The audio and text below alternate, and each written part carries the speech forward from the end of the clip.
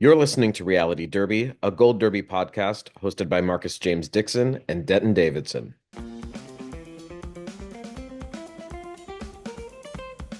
Welcome, everybody, to Reality Derby. It is January 28th, 2025, and we have a great show today, don't we, Denton?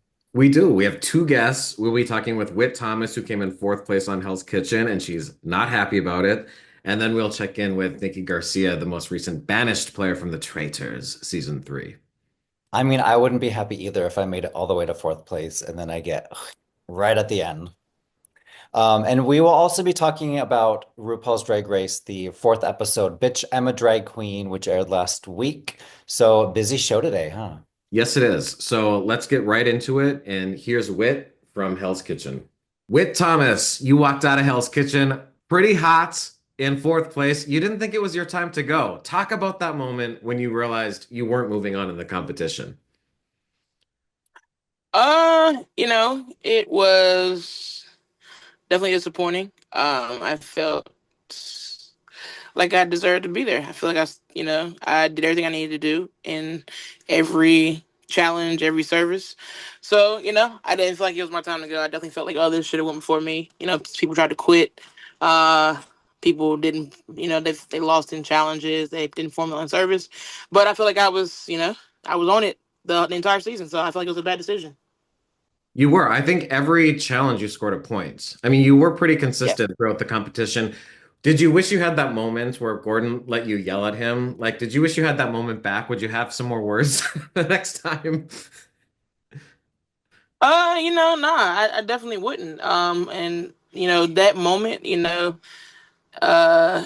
was getting us ready to take the reins and to you know, I guess be his aggressive head chefs. And so, that's who I am, and that's what I actually gave in the competition. So it's like I feel a little like, well, what did I go home for? Because you literally had me do the same thing to you, but now you're sending me home for this. So it just didn't make sense to me.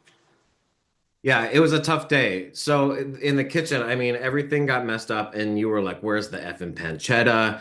You were getting frustrated. What was really going on there that made you so upset in that moment? It I I don't like messing up for somebody else's, somebody else. If it's somebody else's issue, somebody else's problem, like I don't want to be to blame for it. So, when we set our stations up for service, different people set up the stations. And I happen to be on a station that wasn't set by me. So now when I'm on this station and I'm running out of everything, so now I'm like, yo, where the fuck is everything? Because literally before we went into service, we talked about having everything stocked. Like that's literally the first thing I said when I got in the kitchen. I don't even know if you saw that because I didn't even watch that episode, honestly. But I I was, we talked about having everything stocked, everything back from the back to the pantry because there's only four of us on each station, one station per person. So, going into that, we're like, we can't run. We have to be on this line at all times. There's no time to like bail off the line and grab anything if we run out. So everything needs to be on the stations, ready to go, mise en place. That didn't happen. And the station I got on wasn't set up by me and was not properly stocked. And that, upset me because now I can't perform my job because you didn't prepare yours. So that was the issue. And you mentioned not watching the episode. Is it tough to watch the season back? It definitely is. It's, I lived it, but seeing the way it's, put together, it's kind of like the desert that, it's just kind of like make you scratch your head a little bit. Like, is this what really happened? Because we all know what happens, edits and things like that. So, it's hard to watch how certain things are put together and how certain things are cut out. And even some of the time we spent back in the dorms together, like some of the fun times were even cut out. So we're like, you know, we sit back talk sometimes. Me and Kyle, like, we wish they would have aired that. That would have been, a good moment. But it's only a 45-minute show. Taking into account the commercials, so everything can't be put in, and so therefore there is editing because we're on camera 24 hours a day. So if to fit a 24-hour day into 45 minutes, that's a task, and things are cut and pasted and left out. So it's hard to watch that, and it's hard to watch it for the first time with other people as well. Yeah. Well, one of the most fun moments for me was the interaction between you and Kyle. I love the Titanic moment on the yacht. I mean, they did show some things. Why did you two click? What was it about Kyle that drew you to him? We just kind of relate to each other. We, have had some of the same struggles, being, in the LGBT community. So, we kind of related on that. And we're clowns. We're clowns in a different way. Kyle's more like, you know, extroverted with his. I'm introverted and I'm cracking slide jokes in the background. But like, it's the yin to the yang. And that's even outside of Hell's Kitchen and when we hang out all the time. I'm in New York, so I'll hop on an hour train ride to go to Philly and we'll hang out and I'll be at Cal's for a couple of days and we'll just be all over Philly, just you know, doing whatever the wind takes us. And it's a genuine friendship.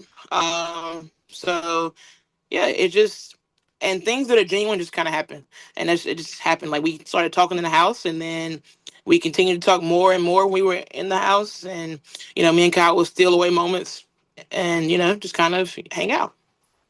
Were the other contestants getting jealous when you two kept winning challenges and taking each other on the rewards?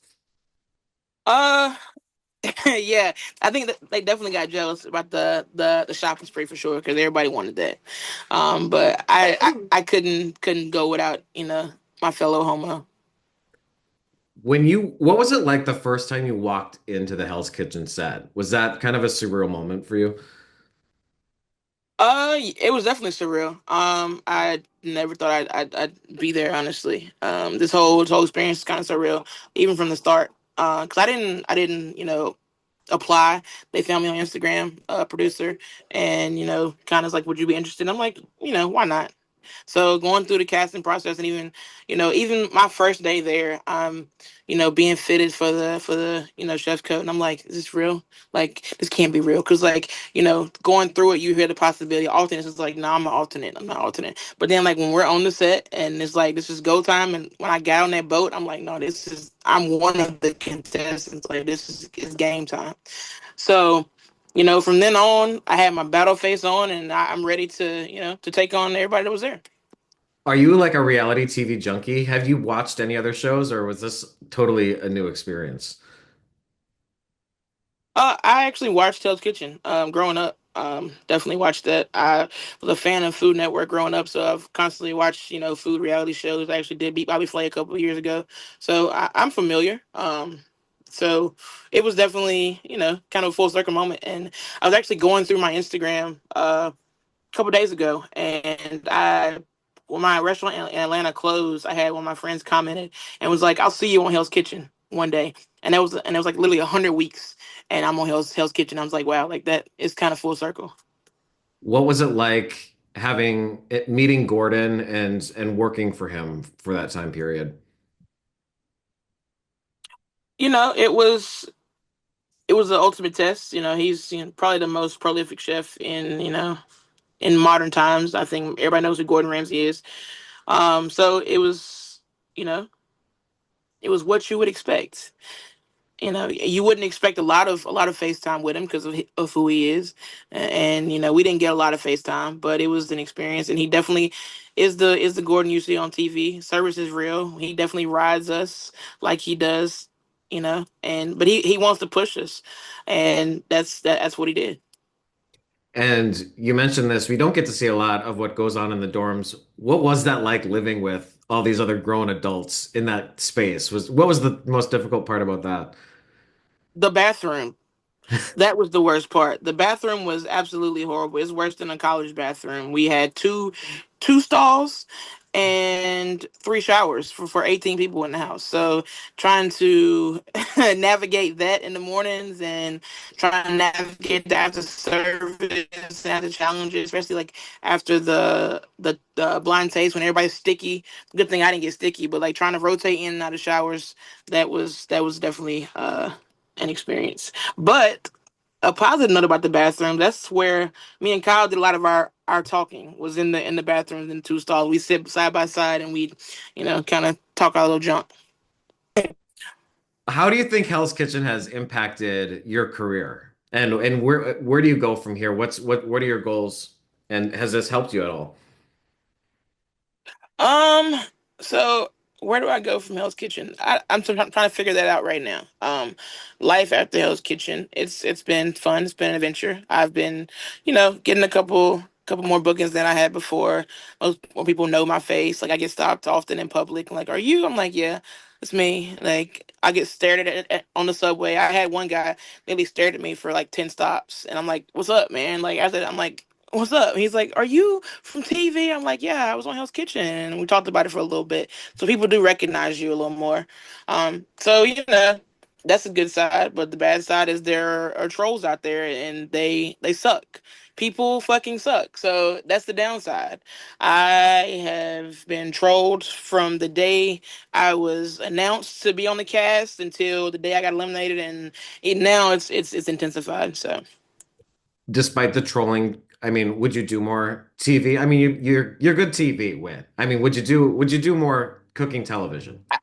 actually, I would, because I want to make people mad now. Like they're gonna make me a villain, so I'm gonna give you a villain. Like because that's that, and it is what it is. I know who I am, and the people that are around me know who I am, and I'm a good person at the end of the day. But if that's the character I'm meant to play, and it's gonna get me some money, then that's what I'll do. And it's like proving the haters wrong. So I would love to keep doing TV to keep them mad and to keep people watching and just like biting at the bit to comment on my page because they're coming. Well, I thought you were great on Hell's Kitchen, and sad to see you go so early. And thanks so much for hanging out and chatting with the Reality Derby today. Absolutely. Okay, so that was Wit. She did not watch her episode. That's very interesting to me. No, she doesn't like how it was cut, and the internet trolls. I can see that. She got a lot of hate in the comments, even on our website. So I don't know if she was reading those or not. I hope not. Sorry, Wit, but you know what? She made good TV. And that's what it's really about is, how much less entertaining would the show be without Wit? And that dynamic with her and Kyle, it was so much fun to watch. Yeah, I loved them together. I do love a good villain, and she was sort of a villain on the show. Not too bad. We've seen worse, but Definitely. I would love to see her do something like the Traitors. Yeah. Well, okay, coming up next, we have Nikki Garcia, who was banished from the round table almost unanimously on the Traitors. And she's going to talk about that. And she talks about Simon Cowell, who she used to work with on America's Got Talent. So I asked her what she thinks if Simon were to be in the Traitors' castle, and I love her answer. So should we do it? All right, let's get into it with Nikki. Okay, welcome to the show, Nikki. Now, it's been a few days since your elimination episode aired of the Traitors' Sad Face. How are you feeling today? I mean, I'm feeling good. It's been nice, I have to say, to receive and see all the love I've been getting. Because you never know with your exit off the show, whether you're banished or murdered, are people going to be like, good, she needed to leave, or are they going to be like, no, there was so much more she could have done. So to get that kind of feedback and reaction's been really nice. Mm. And apparently, the biggest downfall was you made a face in a car, and it made Chriselle kind of latch onto the fact that you're a traitor. When you looked back at that scene, did you think your face was too over the top? Because I didn't think so. No, I was actually truly shocked that Bob would say that, which obviously Rob's lying, but because Bob and I were so close, and I feel like, Bob really had Gabby and I's back because us three were very, very close. But so for Rob to say that, I truly was shocked, like thinking like, oh my God, he would out me like that, like just shocked. And, Chriselle was very emotional at that round table. She did not want to accuse you, but she ultimately did. And you guys were very close. I'm curious, what's the friendship like now? Have you talked to her at all? Yeah. So I was her first phone call once she got her phone back. And I mean, I honestly feel bad. Like she was so apologetic and sorry. And, for me, and I don't know if this is like the athlete version of me, like I have very much that mindset. So I know what it's like to go into games and either to have defeat or victory. So I don't take defeat personally. In the moment, I truly was hurt more than angry because I was like, oh, shoot, like those are my girls. And I knew once she spoke up, that sealed my fate. Like like, no matter, I know some people were like, oh, she should have defended herself more at that point, but I could already tell and feel the energy in the room that was done. That was a case closed for everyone around that table. So it was more hurt, but now, I mean, Chriselle's such an amazing person. We keep in contact so much. Through everything that I've been through the past, few months, she checked up on me every week, and that's something you don't forget. So she's such a great person, and we're really good right now. Yeah, I think you're right that once she spoke up, there's nothing you could have done or said to change people's minds. It's like when Rob went after Tony, like they were very good friends. And so once the friend attacks another friend, it's kind of game over. Totally. Because like Tony was another one I was close with and didn't think he was a traitor at all. But then when Rob spoke up and the stuff he said, I was like, oh, shoot. And in that moment, I switched who I was going to write down and put Tony because Rob made it so believable. So, yeah. And there was sort of this pile-on aspect at the round table where everyone was voting for you, except you voted for Sierra and Dylan voted for Gabby. Talk about your Sierra vote. What made you think her? Was it the coffin?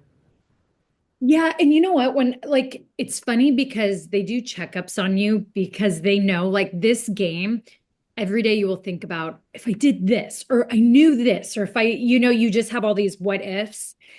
And that was one where I was like going, I wanted like I thought she was a traitor. I was more onto Danielle. Danielle I was onto since Jeremy.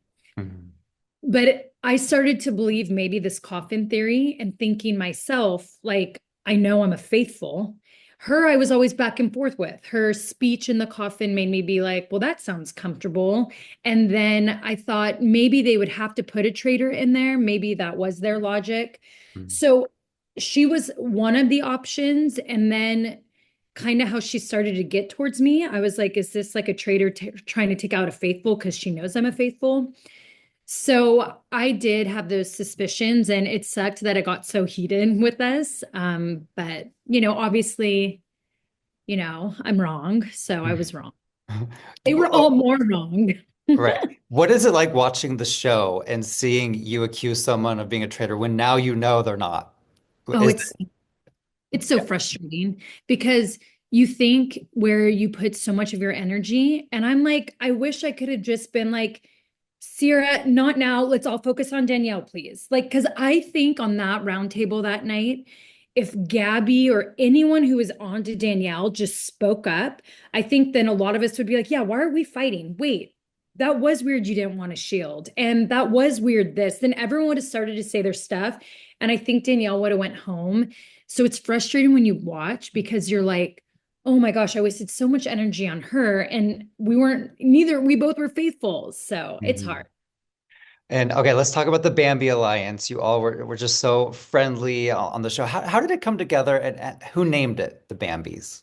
So from day one, Gabby and I were put in the same van. And so it was Gabby, Tony, Bob the drag queen, and I. And you're in that van first day for hours and hours and hours. So you get really close with the group of four you're with. Um, so that's where we started to build our friendship. And then I always just knew of Chriselle and we would share DMs and different things. So when we got out of the vans and I saw Chriselle was there, we were like, hey. And then naturally, Gabby, Chriselle, and I, we just always talked. I think we're a lot alike in a lot of ways. So we would just hang out and have our food together or whatnot. But it was mainly more Gabby and I.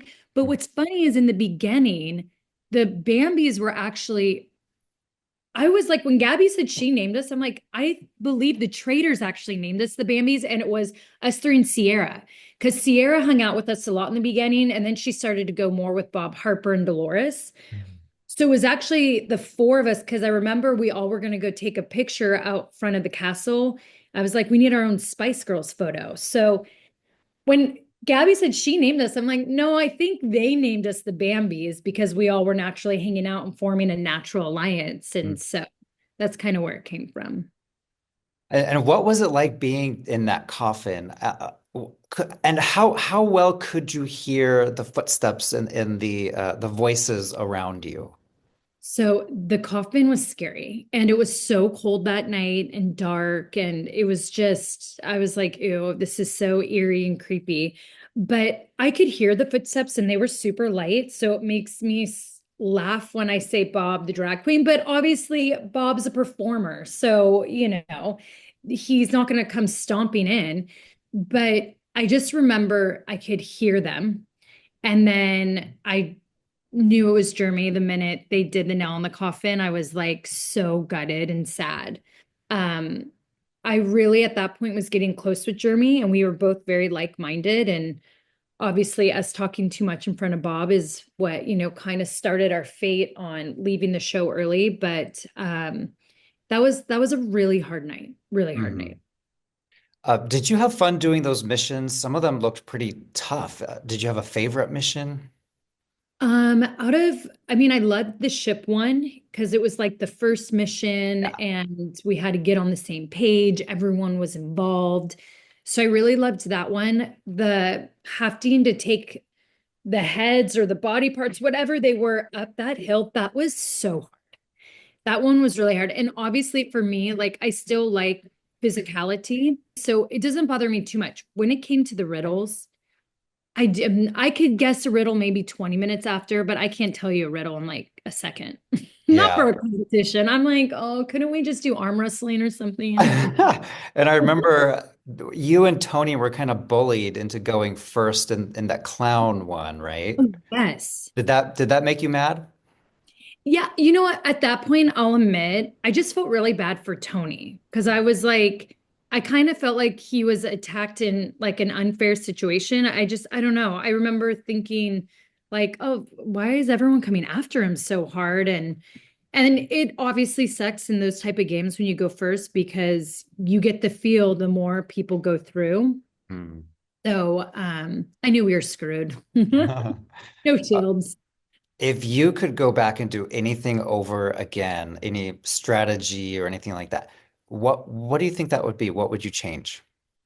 I would spend more time away from my alliance if I was in one. And when what I would do the most is who I felt going into that day, I wouldn't let people change my mind, knowing that that's their tactic. And I felt like I would easily get manipulated. And if I was to ever do it again, I would not let anyone manipulate me pretty much. I just stick to my gut and what I slept on, and then that's it. And you were a judge on America's Got Talent Extreme. How do you think Simon Cowell would do in the Traitor's Castle? Well, I think he'd be the ultimate traitor, but I think then everyone would expect him to be a traitor. So Right. he'd probably end up being like the stone cold version of like a baby face as a faithful. Like he would be the most like ruthless faithful and call people out, but like it'd be awesome. I mean, Simon would be so good at this. Uh-huh. I love it. Him We and love, Housewives, can you imagine at a round table? I mean, oh, it'd that be would like, be, yeah, epic. yeah. And, we love talking award shows here at Gold Derby, and the Traitors won the Emmy for Best Competition and for Best Host for Alan Cumming. What was your reaction to those wins and all of the cast members? Like, how excited were all of you? Oh my gosh, so excited. It was cool because every time we would do these epic entrance shots or Alan, we would make sure to get the angles right because they're like, that Emmy award winning look, we got to get it down right. But you could just tell it brings a different type of presence into a show. It shows you how important it is and how many people love it. And truly being on that set and spending a lot of time with everyone behind the scenes, it's so well deserved. And also the presence Alan gives, he gives so much more than what a host usually does. And it's truly amazing. Oh yeah, give me your hot takes on each of the three traitors, Rob, Danielle, Carolyn. Who do you think is doing the best job and who do you think is doing the worst job? Ooh, okay. So I think Rob's doing the best even out of the three. Um, Even though I feel like he's their anchor right now, but he's also trying to control it the way he wants. I think Danielle's doing the worst just because I think it's too messy and all over the place. She's just too obvious. And then Carolyn, I think, is good. She's in the middle. Well, actually, you know what? I'm gonna switch that. Carolyn's doing the best because she's coasting more. She's not trying to take control like Rob. She's not too obvious or messy like Danielle. She's kind of playing it just right. And I think if she had a different kind of traders around her, she would thrive even more. I feel like it's probably a lot for her dealing with it because I think this is the first season, at least that I've watched and have noticed that the Traitors are all not on the same page. Usually the Traitors are all on the same page and they're so strong. And I have to say, it made it very chaotic for the faithfuls. I'm now watching going, no wonder we were so confused because they're confused. And Yeah. that was energy in the castle was chaos and confusion. Yeah, a lot of fans are saying that they're the messiest traitors ever, and I kind of agree with that. Oh, totally. I think we missed out not having a housewife as a traitor this season. I think their demeanor and aura brings something to the traitors, and then they also protect the housewives, and they're our entertainment, and we need them. Hmm. Well, before I let you go, the reunion's coming up. Who are you most looking forward to seeing, and who are you least looking forward to seeing? Oh no. So for sure, definitely looking forward to seeing because I get to see my girls already, Chriselle and Gabby. I'm definitely looking forward most to seeing Bob, the drag queen, and Dylan. Dylan and Bob the drag queen are my two. And then oh my gosh, least. You don't have to answer that part Danielle. if you don't Okay, I was like, I'll say Danielle because she got me out and Jeremy out. So yeah. Gotcha. Well, Nikki, it was a pleasure speaking with you today. We can't wait to see what happens next. And happy Traders Day to you. Yes. Oh, thank you so much. You as well. Okay, so that was Nikki, and I know, the episode ended with her and Chriselle kind of going at each other, but they are still friends, everybody. Whew. I was, Really, that was the biggest question I had at the end of that episode, is that weird moment where Chriselle just completely flipped on her and got so emotional about it. So I'm glad that they were able to patch things up. and she also talks about the Bambis and how it's funny because she thinks that the traders named them the Bambis, but Gabby thinks that Gabby named them the Bambis. So I would love to get to the bottom who actually named them the Bambis. Very interesting. Okay. So yeah, Denton, let's get into our RuPaul's Drag Race discussion. The episode was called Bitch, I'm a Drag Queen. It aired on Friday. And what everyone is talking about is poor Joella and that in the quilt that was actually it looked like she just brought her bed out. And it's like I made a joke on Instagram, like when you wake up 10 minutes before work and you realize you have a runway show and you just get out of bed and take the bed with you. And the judges commented that it looked like a giant glory hole. So that's never a good start. Yeah, that's not a good idea. And then she had to lip sync for her life. And she pulled the lever. And I actually watched this episode at a bar called Revolver. And people around me were saying, they also think that this might be rigged. It is rigged. You're not the only Totally rigged. one. So I don't know. I'm a purist. I believe that it's actually happening, and the lever they pull has no bearing on who is pulling it. But you think they're waiting for somebody good, right? Is I that think they're waiting for who they want to save, or at least further down the line. No producer is ever going to admit this to either one of us if we see them. yeah? And Joella competed against Corey King in the Lip Sync for Your Life. Corey won. What did you think of Corey as the yellow chicken, kind of redoing her dress from last week? And she thought it would be this huge moment of like, what's the word where you like redo something and do it better. And she tried to do that and it didn't work. Yeah, it didn't work. I feel like both of these two are on borrowed time. So at the end, I was sort of like, whoever goes, goes. I mean, these two aren't going to win. But I think it was Joella's time to go. And I was kind of ready for that. She didn't have a good week. She wasn't, and even in her, maybe it's how it was edited as well, but in that musical package they put together, I feel like her lip syncing was off even in that. I'm like, how can you be off in like a recorded video? Like, just Yeah, know the words. she didn't know. It's your one job. This is your one job. Know the words. She didn't really know the words very much. She mentioned Katy Perry again, which she's done probably every episode. Do you think Katy Perry actually knows who this bitch is or not? I don't think so. I think the producers were like, just so you know, like you've met this person before. And I think Katy Perry played it up. And even Katy Perry was hard on her in that first episode. She's like, sometimes I'm hard on my children. Like, I don't, did she call Katy it? Bears? I Yeah, don't I know. can't remember what she, Someone in the comments tell us what Katy Perry calls her fans.